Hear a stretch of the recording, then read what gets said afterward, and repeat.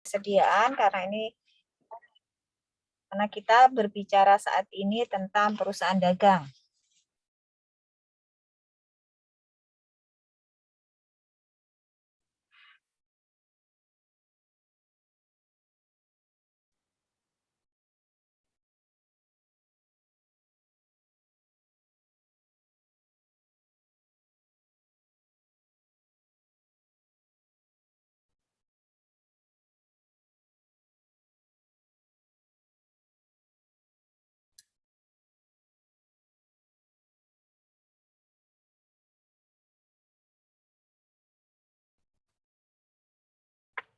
Hitam ya?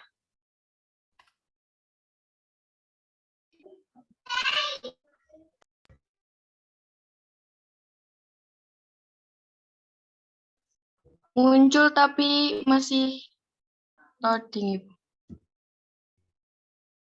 Bentar. Oh, atau nggak usah saya itu ya, slideshow ya, takut bermasalah ini.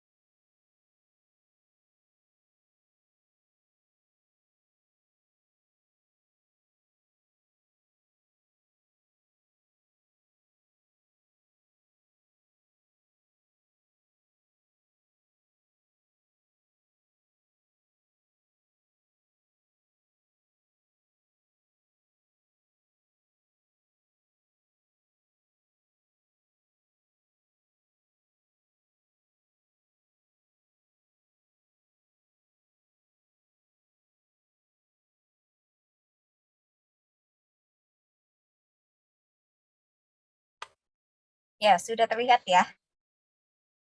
Sambil dilihat mungkin kalau terlalu kecil bisa kalian lihat di PowerPoint kalian sendiri ya. Ini tidak saya slideshow dulu, takut bermasalah seperti tadi.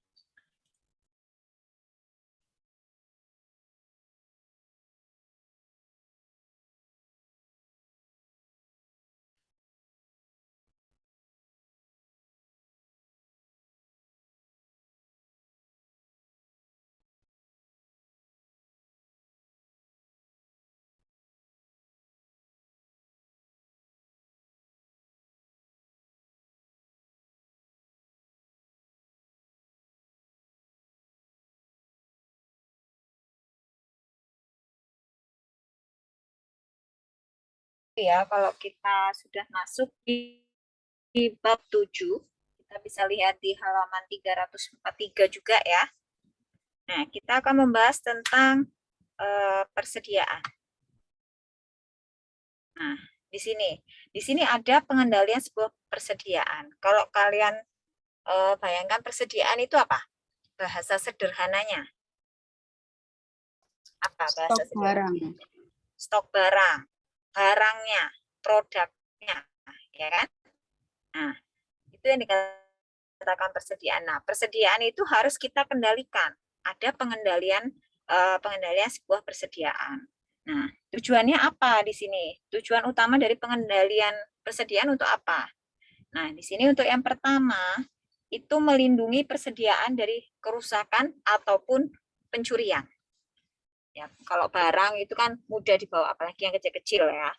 Nah, itu pengendaliannya seperti apa? Nah, tujuannya untuk menghindari itu, menghindari kerusakan ataupun pencurian, ya. Kemudian pengendalian yang kedua tujuannya itu untuk melaporkan persediaan dalam laporan keuangan. Kalau kalian melihat ya,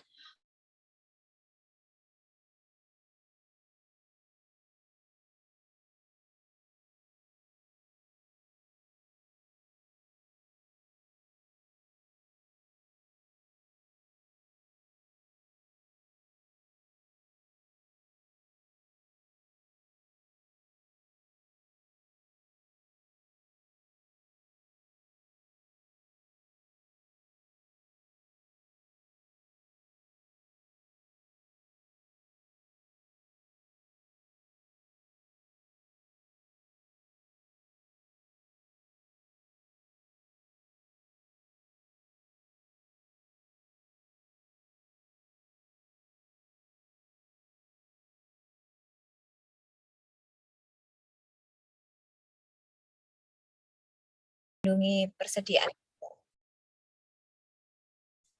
Ya, jadi ini ada beberapa dokumen yang perlu kita gunakan dalam mengendalikan persediaan kita. Ya, yang pertama itu adalah pesanan pembelian, purchase order-nya. Kemudian receiving report-nya, ya, laporan penerimaan setelah kita order, pasti ada laporan penerimaan ke kita. Kemudian yang terakhir adalah faktor dari vendor, dari pemasok. Nah, ini beberapa dokumen yang perlu kita gunakan. Kemudian di sini untuk purchase order ya, untuk pesanan pembelian, ini memberi wewenang atas pembelian suatu barang dari sebuah pemasok, dari vendor. Itu yang dikatakan pesanan pembelian. Kemudian laporan penerimaan. Nah, dari laporan penerimaan ini harus dilengkapi dari departemen penerimaan perusahaan kita. Ya, jadi perusahaan kita ada kayak departemen penerimaan, itu kita harus membuat laporan penerimaan atas persediaan yang sudah datang, yang kita sudah order, kemudian kita sudah masuk di perusahaan kita, kita laporkan itu. Itu muncul laporan penerimaan. Nah, kemudian di sini ada pengendalian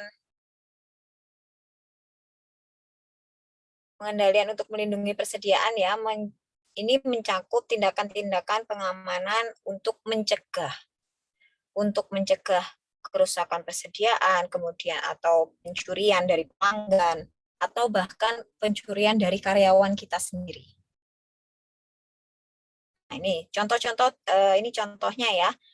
Untuk tingkat pengamanan, untuk yang pertama adalah persediaan harus disimpan di area yang terbatas. Nah, maksudnya yang terbatas di sini hanya persediaan, hanya orang-orang tertentu yang bisa mengakses ke area persediaan.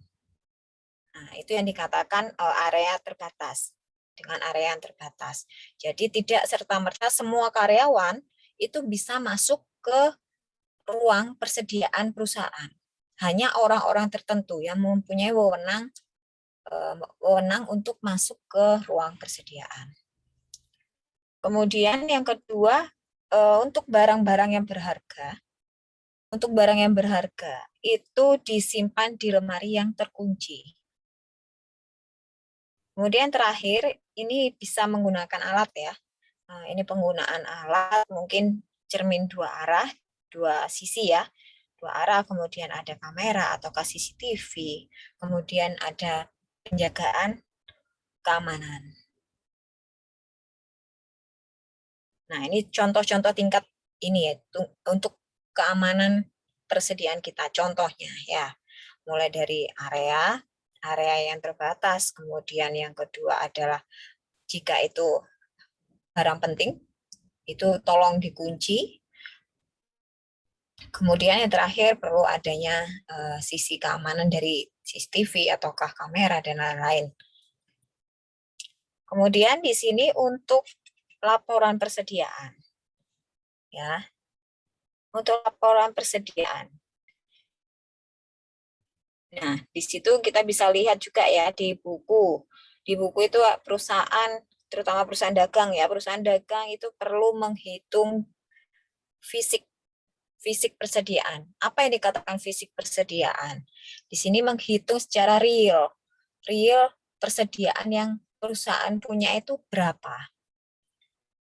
Ya, itu untuk melaporkan persediaan. Jadi menghitung fisik persediaannya itu berapa. Kemudian setelah jumlah persediaan itu dihitung, biaya perolehan persediaan dimasukkan ke dalam laporan keuangan. Ya, ini mayoritas kebanyakan perusahaan itu menggunakan satu dari dua asumsi arus biaya untuk menentukan biaya perolehan persediaan. Nah, untuk perhitungannya untuk arus biayanya untuk memperoleh biaya perolehan itu nanti dijelaskan di belakang. Mungkin kalau kalian tadi sudah baca ada ya di slide selanjutnya juga ada. Kemudian di sini, nah di sini beberapa asumsi ya, asumsi persediaan, asumsi untuk arus kas persediaan, arus kas. Di sini cash flow. Nah, asumsinya apa? Asumsinya arus biaya dimulai dengan urutan terjadinya biaya. Ini adalah asumsi yang pertama. Kemudian asumsi yang kedua, arus biaya merupakan rata-rata dari keseluruhan biaya. Nah, pada saat kita menggunakan asumsi yang pertama, jadi di sini arus biaya dimulai dengan urutan terjadinya biaya, kita menggunakan metode FIFO. Perhitungannya. Nah, pada saat perusahaan kita menggunakan asumsi yang kedua, asumsi arus biaya merupakan rata-rata dari seluruh biaya. Nah, perusahaan kita menggunakan metode yang average. Di sini. Itu untuk menghitung harga perolehannya. Bisa dipahami sampai sini? Jelas ya untuk suaranya? Jelas Ibu. Ya. Jadi di sini kita menggunakan dua metode, satunya FIFO, satunya average. Berbeda pada saat saya kalau pas kuliah S1 dulu. Dulu S1 saya itu metodenya ada 3. Jadi ada FIFO, LIFO, dan average. Jadi sekarang LIFO sudah tidak ada. Nah, FIFO itu first in, first out ya. Nah, sedangkan LIFO itu last in, first out. Jadi yang datang terakhir itu yang keluar pertama. Nah, itu sekarang sudah dihapus. Nah, makanya sekarang saat ini dikenalkan dua metode ini saja, FIFO dan average. Saya lanjutkan dulu ya. Kemudian ini contoh ya, ini bisa dilihat di buku nggak ya? Ini untuk ilustrasi arus biaya persediaan. Oh ya, di halaman 345. Nah, di situ di tanggal 10 Mei, ya ini asumsinya ada 3 barang persediaan yang identik, yang sama, barangnya sama. Misal ada barang X. Nah, kemudian di tanggal 10 barang X ada 1. Harganya untuk biayanya 9.000. Nah, sedangkan di tanggal 18 itu kita beli lagi produk barang yang sama. Barang yang sama namun biayanya berbeda, 13.000. Kemudian di tanggal 24 itu sama juga, identik. Barangnya itu sama, barang yang dibeli itu sama. Hanya saja yang membedakan ini adalah biayanya. Nah, kalau di sini menggunakan average cost, jadi ketemunya adalah 12.000. Itu dari total biaya dibagi dengan jumlah unitnya, jumlah barangnya, produknya. Jadi ketemu harga persediaannya, harga per unitnya adalah 12.000.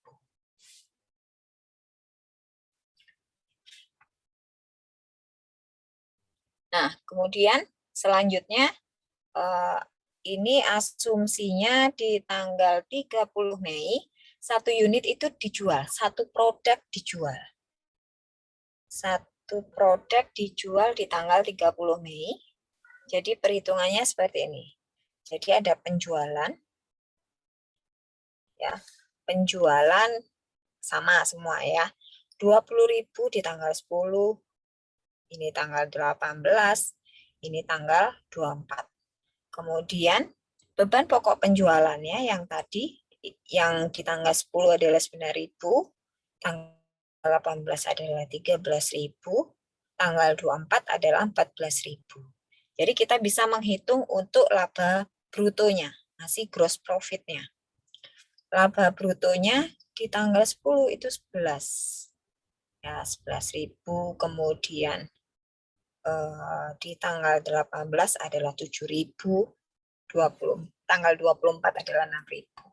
Sehingga kita bisa tahu persediaan akhirnya adalah 27.000 di tanggal 10, kemudian di bulan Mei tanggal 18 itu 23.000, kemudian di tanggal 24 itu persediaan akhirnya adalah 22.000. Ini asumsi ya, asumsi 1 unit itu terjual di tanggal 30.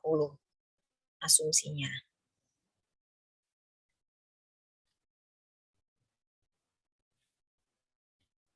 Nah, ini untuk identifikasi persediaan ya.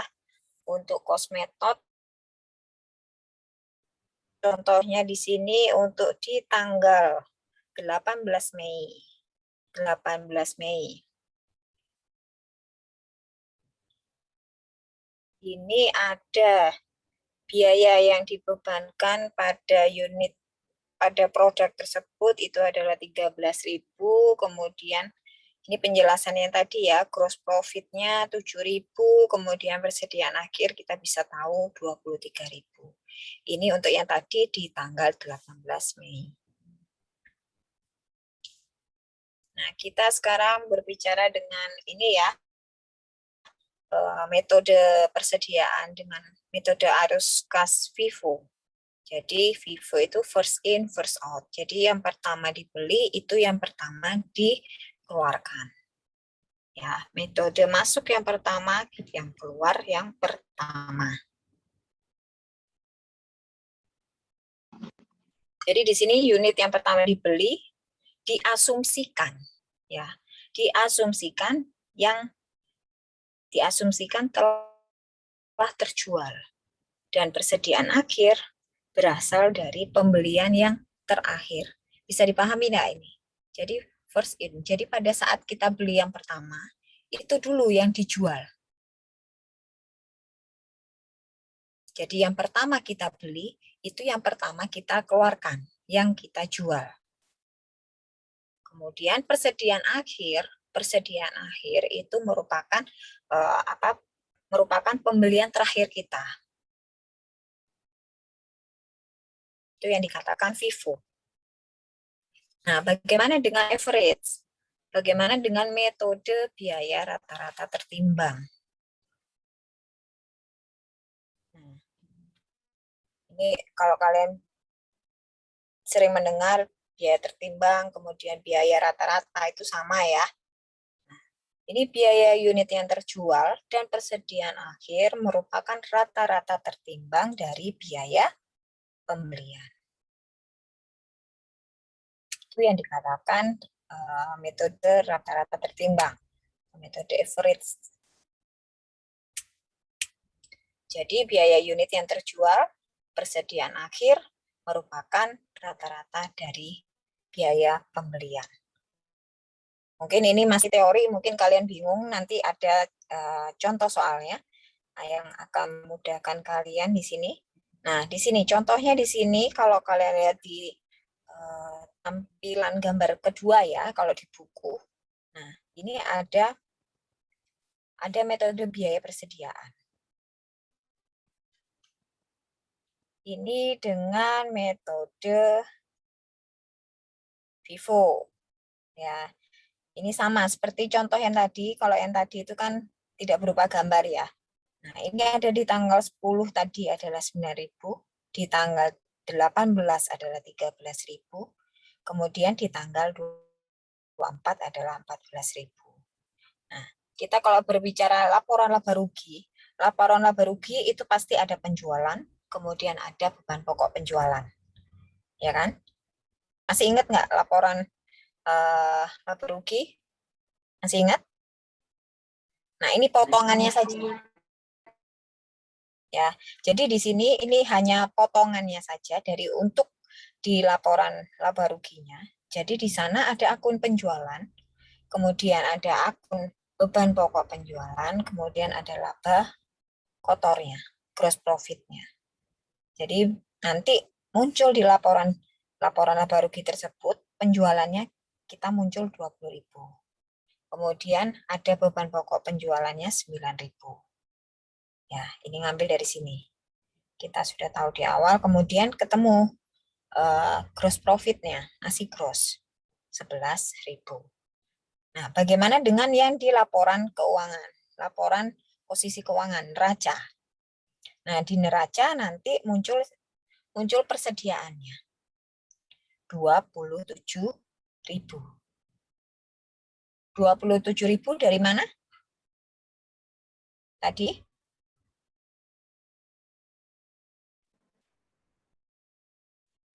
Ini adalah 11.000 ditambah 14.000. dari Pembelian di tanggal 18 Mei sama 18 24. dan 24, atau kita tadi sudah menghitung ini adalah persediaan akhirnya, ya kan? Kalau tadi kita sudah pelajari konsepnya FIFO, jadi yang pertama kita beli itu yang dikeluarkan, sisanya persediaan akhir adalah yang terakhir kita beli. Ya, bisa dipahami di sini itu adalah metode FIFO. Nah, bagaimana kalau kita lihat di bawahnya? Ini adalah dengan menggunakan metode average.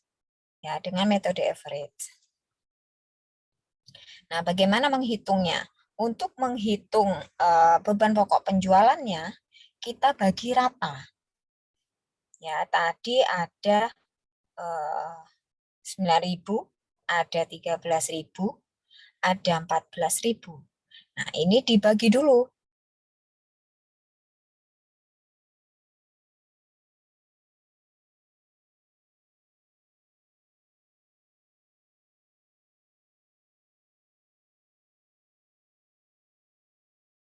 Jualan, kemudian beban pokok penjualannya 12.000. Ini dari sini ya, kita bagi tadi. Kemudian ketemu gross profit-nya. Nah, sedangkan tampilan di neraca. Tampilan di neraca, ini persediaan itu sejumlah 24.000. Dari mana? Ketemunya dari mana ini?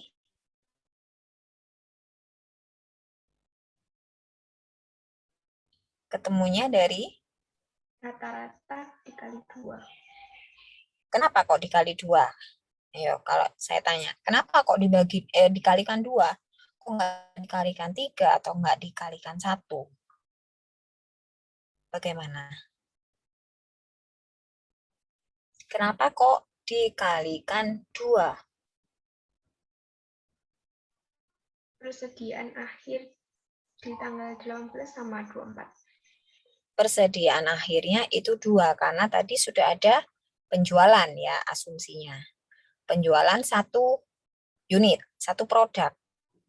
Nah, produk kita tadi awalnya 3, terjual 1. Terjual 1, kemudian persediaan akhir kita bisa ketahui itu sisanya adalah 2. Nah, itu yang nanti muncul di akun persediaan di neraca. Ketemu 24.000.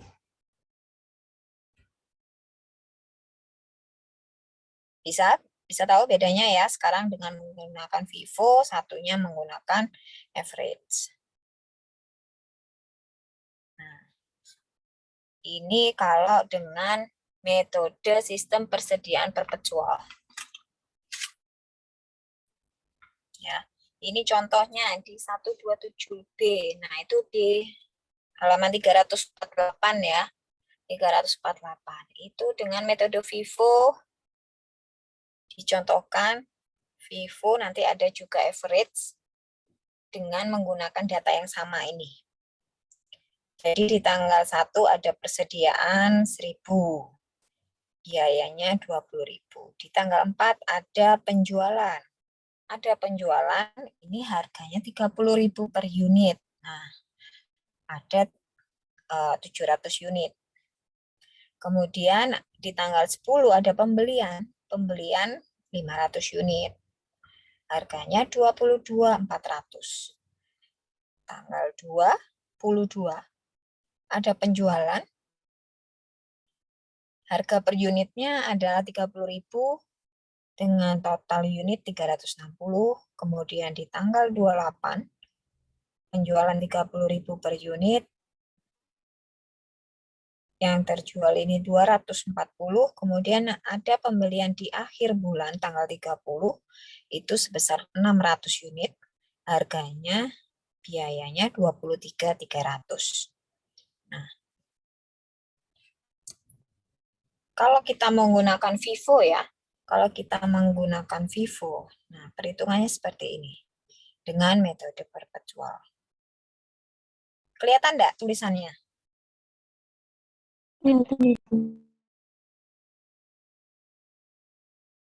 Ya, ini kalau menggunakan FIFO. Jadi menggunakan FIFO, kita juga bisa lihat ya di buku itu, sudah jelas ya. Jadi first in, first out. Jadi yang pertama keluar, itu yang pertama. Maksudnya yang pertama kita beli, itu yang pertama kita keluarkan. Nah, di sini kita menghitungnya dari sini dulu, yang di dalam kotak. Ya, kalau di sisi kiri ini adalah bentuk penjurnalannya. Ya, kita isi dulu. Kalau kita menggunakan FIFO, kita untuk menghitung kita menggunakan ini. Ya, kita bisa menggunakan akun persediaan barangnya ya dengan persediaan perpetual FIFO. Di sini kita hitung, misal tadi ada di tanggal 1, itu persediaannya adalah 1.000. Jadi ini asumsinya adalah saldo awal persediaan. Ya, 1 Januari. Ya, nanti kalau ada yang bingung untuk perhitungan ini, tolong langsung di sela saya ya. Kita karena sudah mulai praktek ya, untuk menghitungnya maksudnya. Ya, di tanggal 1 tadi ada soalnya. Soalnya sama tadi, untuk FIFO dan average sama. Nah, ini bagaimana menuangkannya kalau kita menggunakan metode FIFO. Tadi soal nomor di tanggal 1 Januari, itu ada persediaan sejumlah 1.000. Biaya unit cost-nya adalah 20.000. Ya, jadi kita menulisnya 1 Januari itu merupakan 1.000, kemudian unit cost-nya 20.000, total cost-nya adalah 200.000. Ini ya singkat ya. Nah, in thousand of rupiah. Ini dikecilkan. Jadi ada tulisan di atasnya. Jadi dalam ribuan rupiah. Nah, kemudian ini ada di kolom pembelian. Jadi di kolom pembelian itu tetap ada kuantitas, ada unit cost-nya, ada total cost. Sedangkan di beban pokok penjualan, beban pokok penjualan itu juga ada 3. Kuantitas, unit cost, total cost. Begitu pula dengan persediaan. Persediaan juga ada 3. Kuantitas, unit cost, total cost. Jadi di tanggal 1 kita langsung masukkan itu adalah di kolom persediaan. Karena asumsinya itu adalah persediaan awal. Ya kan? Persediaan awal tadi 1.000, unit cost-nya 20.000, total cost-nya adalah 200.000.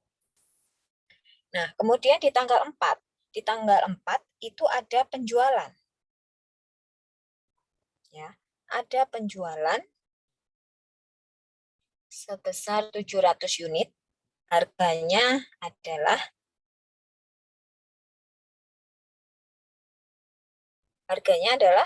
berapa? 30.000 per unit. 30.000. Ini di sini tertulis 20.000. Kenapa? Tetap ya konsepnya tadi. FIFO, first in, first out. Jadi di sini yang keluar adalah terjual adalah 700 unit. Unit cost-nya kita menggunakan adalah harga yang ada terakhir di inventory. 20.000. Ketemu di sini adalah 140.000.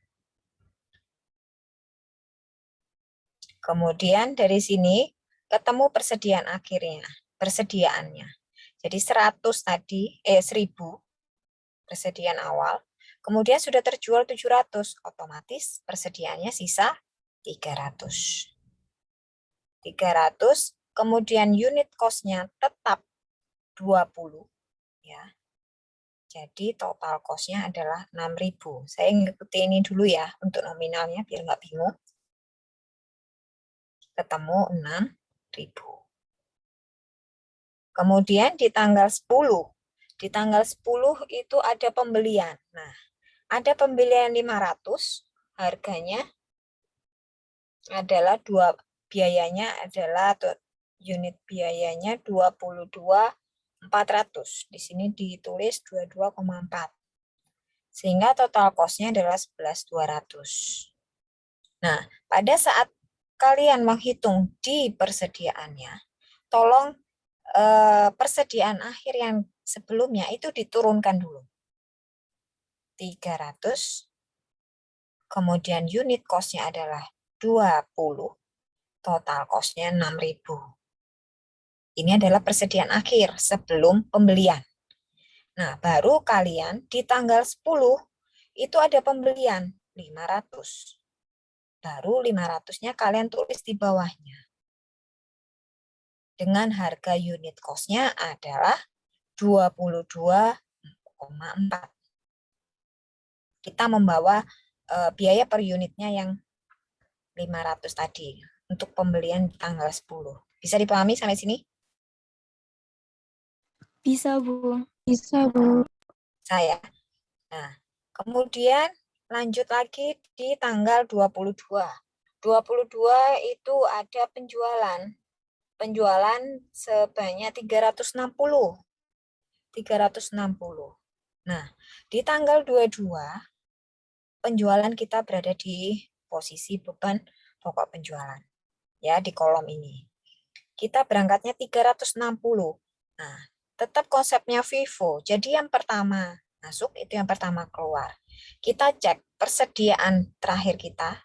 Ada 300 dengan unit biayanya adalah, biaya per unitnya adalah 20. Itu yang kita keluarkan dulu di sini. 300, kemudian unit cost-nya adalah 20, total cost-nya 6.000.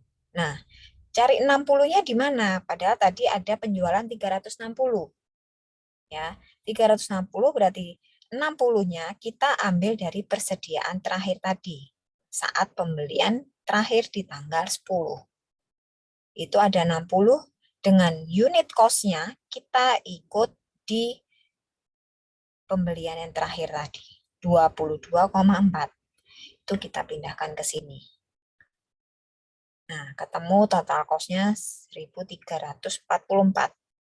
Nah, untuk persediaannya, sisanya berapa? Sisanya tadi 300 dengan 300 habis. Kemudian tadi 500 dikurangi 60, itu ketemu persediaannya adalah 440.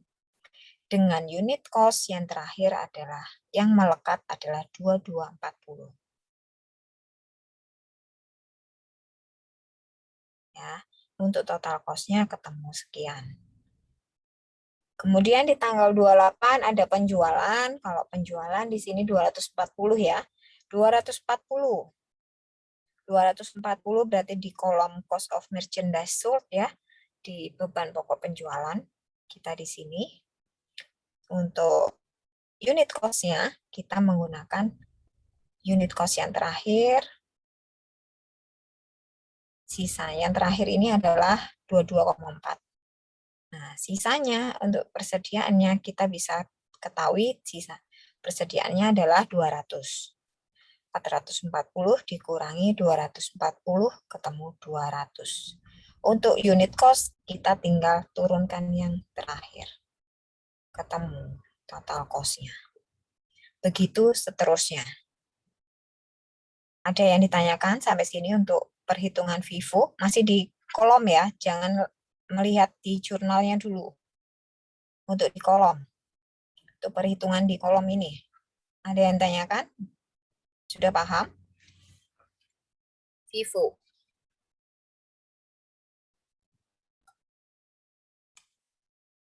Ya, ada.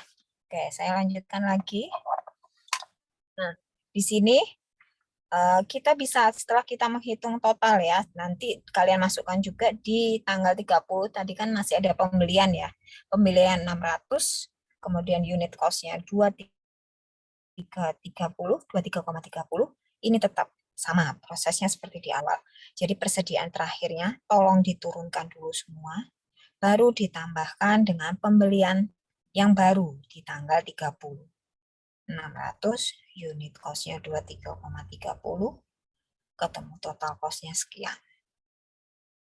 Nah, dari sini, dari perhitungan ini, kita bisa tahu beban pokok penjualan di bulan Januari. Itu berapa? Nah, ini tinggal kita total yang tanda panah ini ya. Beban pokok penjualannya berapa? Kemudian persediaan di tanggal 31 Januari. Ini berapa? Ini kelebihan ya, ininya apa? Stabilonya. Persediaan akhirnya sampai sini aja. Itu adalah 18.460. Ini persediaannya di tanggal 31 Januari. Ya. Nah, setelah itu bagaimana dengan jurnalnya? Jurnal di tanggal 4 itu ada penjualan. Jurnalnya bagaimana? Nah, di sini kalian bisa lihat. Ya.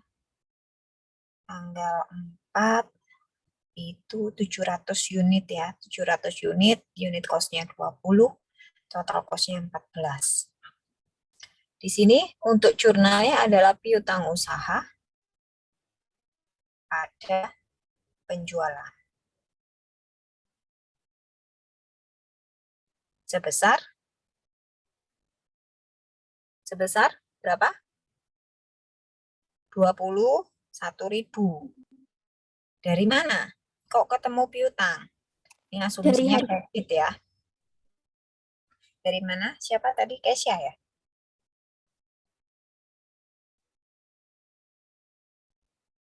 Dari mana? 21.000? Dari kuantitas yang dijual dikali harga yang dijual Bu, yaitu 700 dikali 30.000. 700 dikalikan 30. Jadi ada penjualan 30.000 per unit. Ya, ketemu 21.000.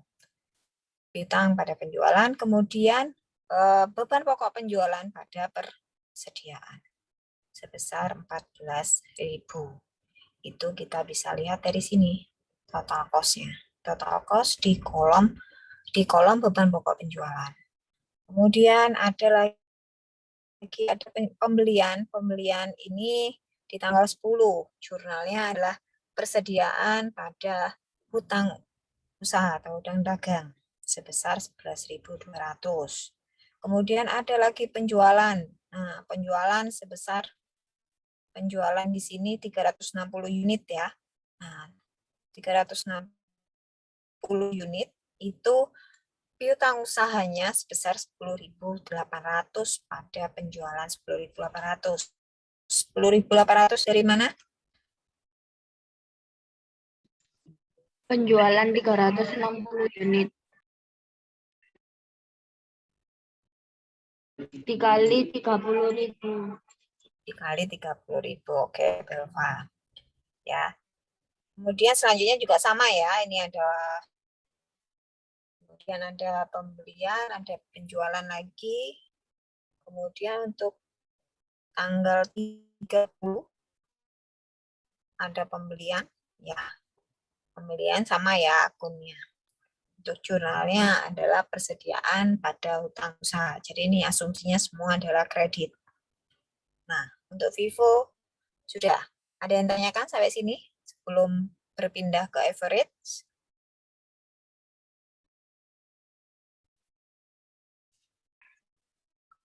Oke, kalau nggak ada, saya lanjutkan ke metode selanjutnya.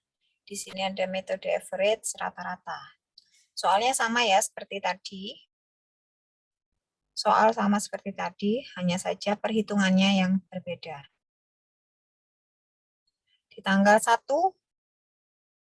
ada persediaan 1000, tetap ya, unit cost-nya 20. Sehingga kita tahu total cost-nya adalah 20.000. Kemudian di tanggal 4 itu ada penjualan.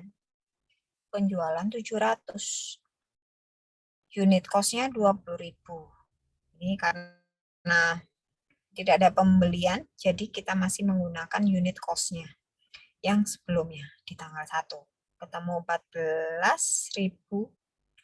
Kuantitasnya, persediaan sisanya adalah 300, tetap unit cost-nya diturunkan.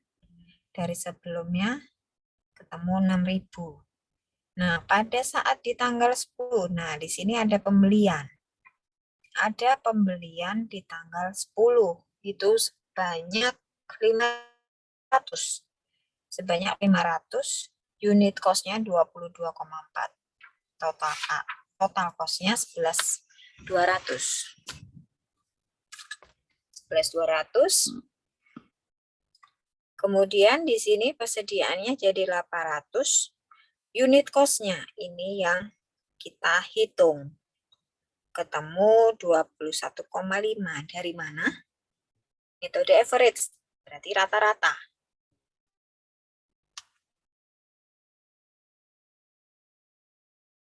Dari mana? Untuk Dari unit total cost yang 6.000 ditambah total cost tanggal 10 itu 11.200 kan jadinya 17.200 Ibu. Terus dibagi kuantitasnya 300 tambah 500 jadi 800. Terus 17.200 dibagi 800 hasilnya 21,50. 21,5. Itu ya perhitungannya ya. Karena kita menggunakan metode rata-rata ya, sesuai yang sudah menjelaskan ya. Kemudian di tanggal 22 juga ada penjualan sekian ya 360.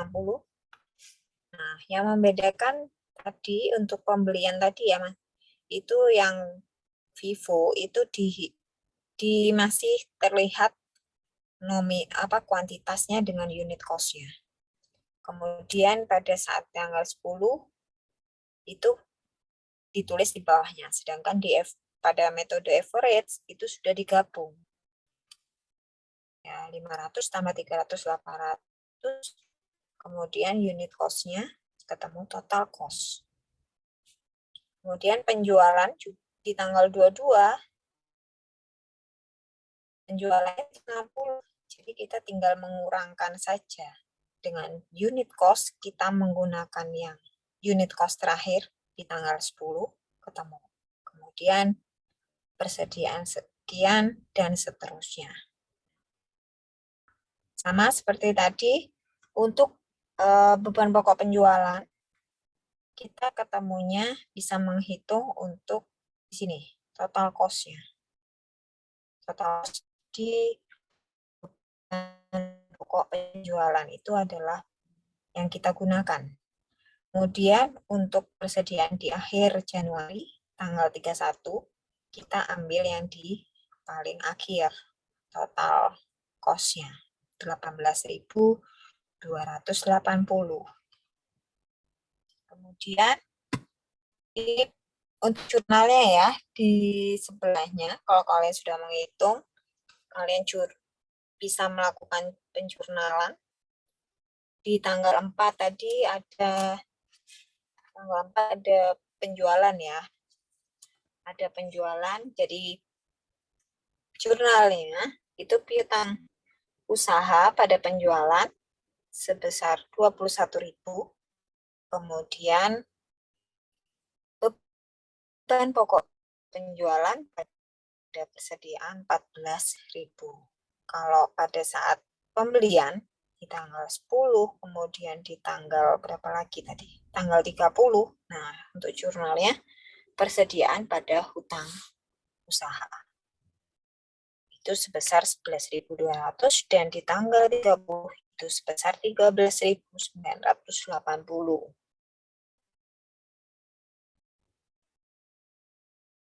Ya, itu untuk metode average.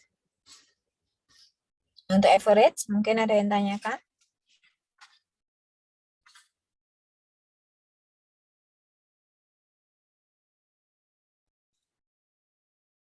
Tidak ada. Saya lanjutkan ya.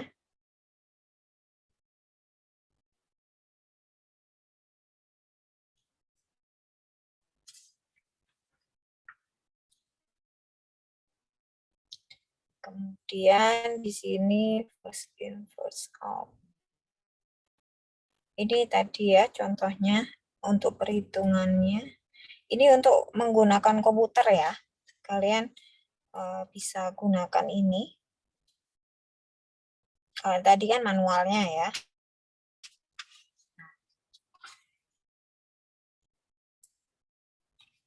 Nah, ini untuk perbandingannya ya.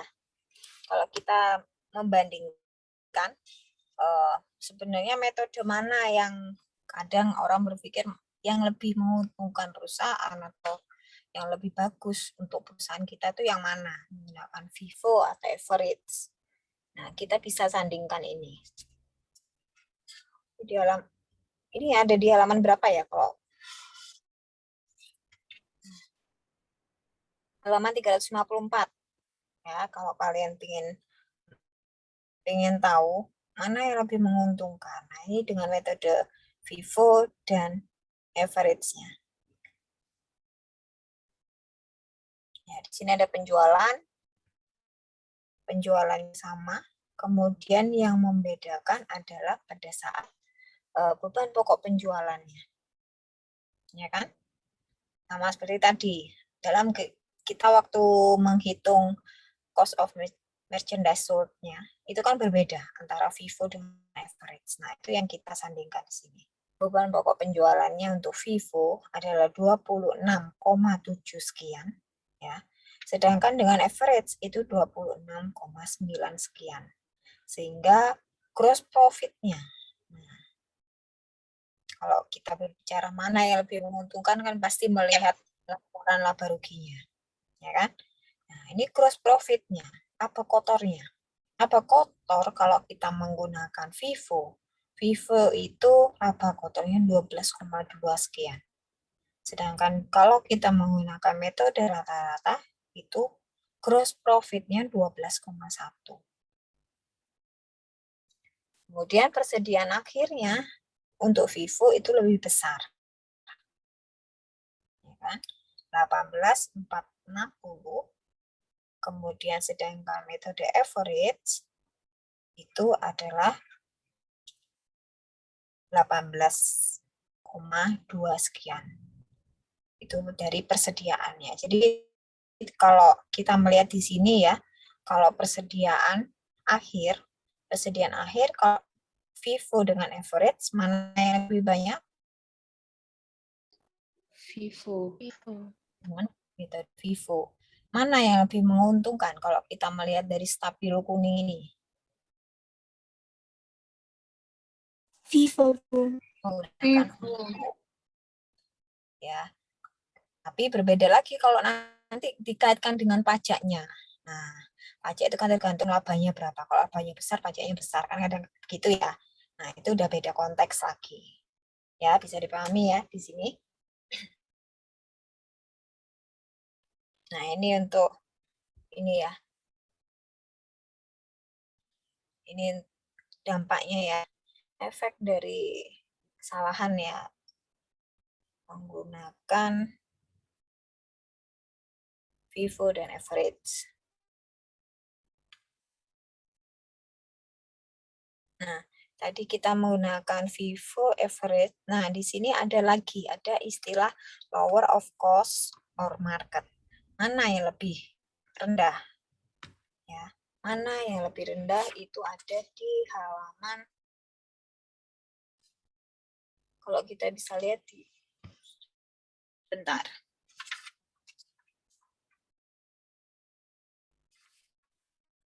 Itu di halaman 356 ya.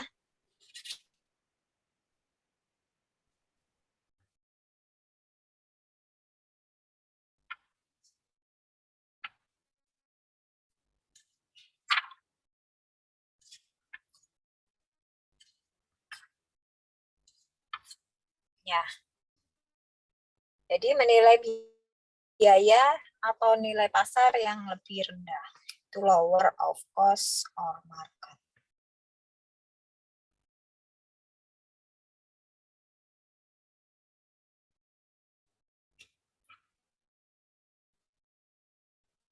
Ya, di sini sorry.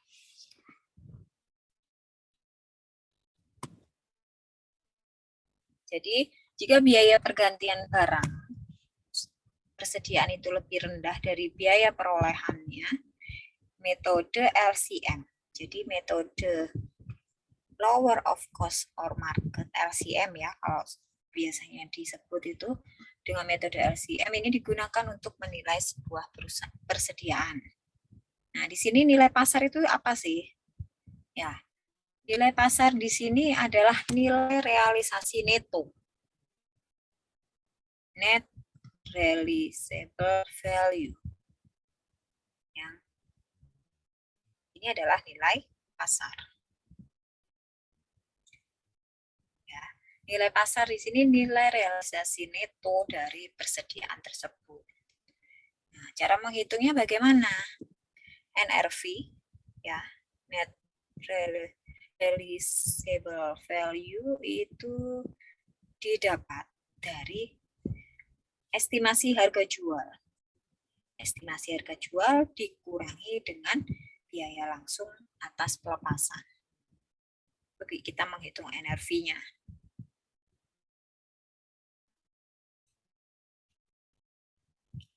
Kemudian biaya langsung atas pelepasan ini mencakup dari beban penjualan. Jadi ada iklan khusus. Kemudian misalnya ada lagi komisi penjualan. Nah, itu adalah biaya langsung dari pelepasan. Dari pelepasan persediaan. Nah, itu bisa dihitung. Kalau di sini contohnya ya. Ini di sini contohnya adalah ini ada persediaan yang rusak ya. Biaya awalnya adalah 1 juta. Kemudian perkiraan harga jualnya. Ya, harga jualnya estimasinya adalah 800.000. Kemudian estimasi dari beban penjualan itu 150.000. Ya. Kemudian di sini dengan kalau kita menggunakan LCM ya. Dengan menggunakan LCM itu nilai pasarnya 650. Mana yang lebih rendah? Jadi kita menghitungnya nilai pasarnya adalah 800.000. Jadi estimasi harga jualnya dikurangi dengan estimasi bebannya. Nah, itu ketemu nilai pasarnya. Ketemu 650.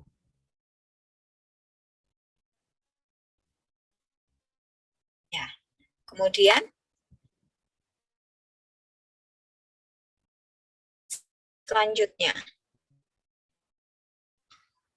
Nah, di sini dengan metode LCM itu bisa kita menggunakan 3 cara ya. 3 cara yaitu biaya, harga pasar, kemudian ada penurunan apapun yang ditentukan. Yang pertama itu adalah barang persediaan, kemudian yang kedua adalah kategori dalam persediaannya, Kemudian poin yang ketiga adalah persediaan secara keseluruhan. Nah, ini adalah penerapan LCM. Penerapan LCM itu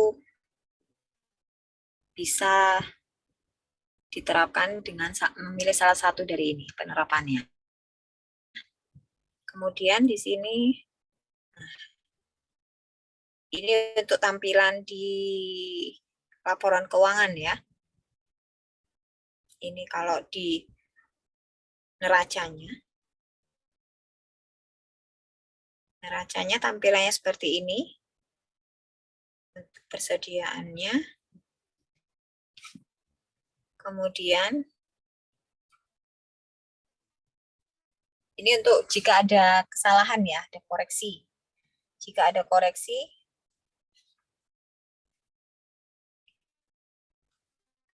nah ini kalau kalian melihat, kalau laporan keuangan itu kan biasanya 1 tahun disandingkan dengan 1 tahun berikutnya ya. Jadi 2015, 2016. Misal kalau sekarang 2020 ya terakhir laporan keuangan, 2020 pasti disandingkan tahun sebelumnya 2019. Nah, di situ kita bisa cek sebenarnya.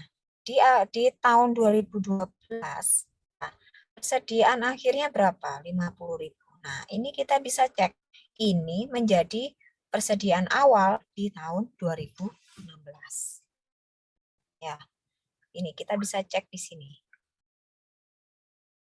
Persediaan awal itu merupakan persediaan akhir di tahun sebelumnya. Kita bisa cek di sini. Ya, mungkin itu saja untuk persediaan. Mungkin perlu didiskusikan. Untuk tugas itu ya sudah saya share di V-Learning. Kalian bisa akses ke sana 2 soal. Seperti kemarin. Menggunakan Excel ya. Ada yang tanyakan sebelum saya tutup?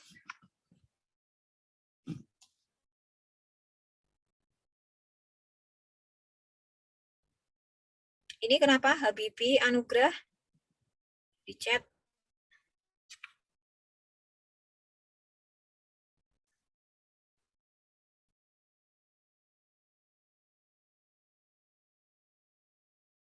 Ada yang tanyakan sampai sini?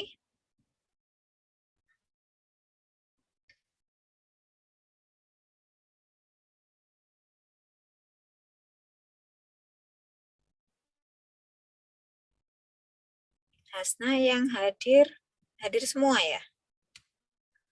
Iya, Ibu. Hadir Ibu. Habibie, kenapa Habibie? Tadi di chat. Ada masalah? Ya Bu tadi apa ada malah kan saya yang itu Bu. Oke. Mohon maaf Bu. Tadi siapa yang ikut diskusi tadi? Saya belum catat tim nama ya.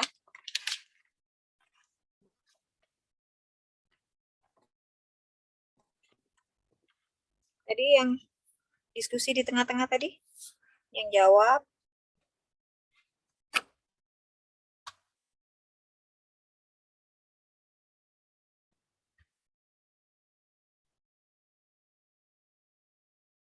Ada? Asna nanti tolong dibantu ya. Kalau nggak salah ada Delva sama Nida, Ibu. Delva. Terus? Kezia. Kezia itu NIM berapa? 022. 022 Kezia. Kemudian? Nida, Ibu. Nida 005. Udah ya? Oke. Nanti untuk tugas itu saya kasih deadline sama seperti sebelumnya ya, karena itu agak banyak. Ya, agak banyak. Tolong diperhatikan pelan-pelan, dipahami pelan-pelan. Ada 2 soal. Jadi tetap NIM ganjil genap ya. Ganjil genap per orang itu 2 soal. Kalian kerjakan menggunakan Excel. Jadi kapasitas maksimalnya tolong diperhatikan maksimal 2 MB ya, karena kita menggunakan V-Learning ada batasannya. Untuk yang kemarin saya cek sudah terkumpul semua 43 tugas. Deadline-nya sampai besok jam 9 malam karena agak banyak mungkin kalian perlu ini ya, waktu yang agak panjang juga. Saya juga antisipasi mungkin ada tugas yang lainnya, mungkin berbenturan. Jadi kalian bisa minutes itu ya. Jadi ada spelling waktu sampai jam 9. Ya, bisa dipahami di sini untuk tugasnya. Unggahan tetap melalui V-Learning ya.